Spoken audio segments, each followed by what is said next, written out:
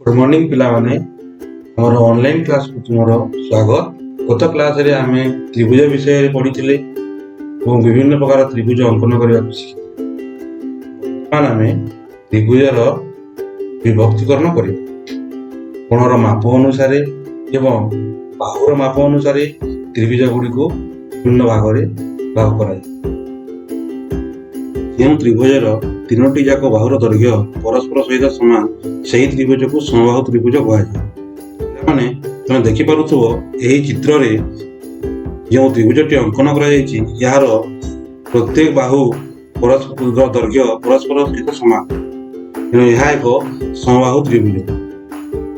समबाहु त्रिभुजर प्रत्येक कोणर परिमाण मध्य परस्पर समान होइଥାଏ एवं ଏହି कोण गुडिकर परिमाण 60 डिग्री होइଥାଏ। सेहिभଳି ଯେଉଁ त्रिभुजर जेकोसी दुईटी बाहुर दैर्घ्य परस्पर सहित समान होइଥାଏ ସେହି त्रिभुज को समद्विबाहु त्रिभुज कहाय। समद्विबाहु त्रिभुजर समान दैर्घ्य विशिष्ट बाहु मानकर सम्मुखीन कोण गुडिकर परिमाण मध्य परस्पर समान होइଥାଏ।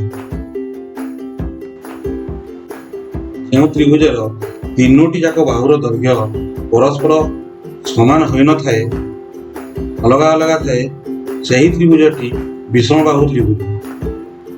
विषमबाहु त्रिभुजर कोण गुडिकर परिमाण मध्य परस्पर ठाରୁ भिन्न होइଥାଏ।